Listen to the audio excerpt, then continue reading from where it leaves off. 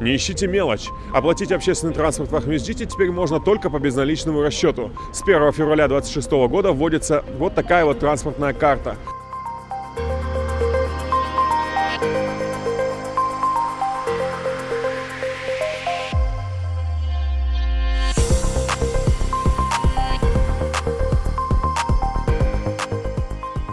Сейчас большие перебои с интернетом, а карту искать, пополнять ее, и как будто это очень неудобно. В Москве, я знаю, там есть такие карты как раз для метро, для автобусов, я знаю, тоже есть такое. Но говорят, что удобно.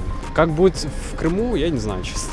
Хорошее решение, считаю. Мне удобнее и проще наличными оплатить. Бывает, интернет не работает.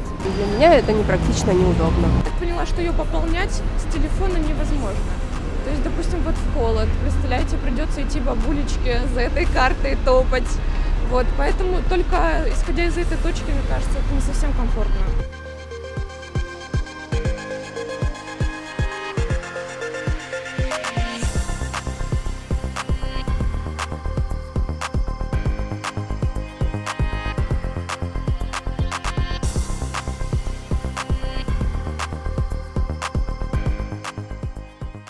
Приобрести карты можно на всех автостанциях Ахмездита, но пока неизвестно, можно ли их пополнить. Ответа на этот вопрос нам не дали даже на кассе, но настойчиво просили не выбрасывать чеки.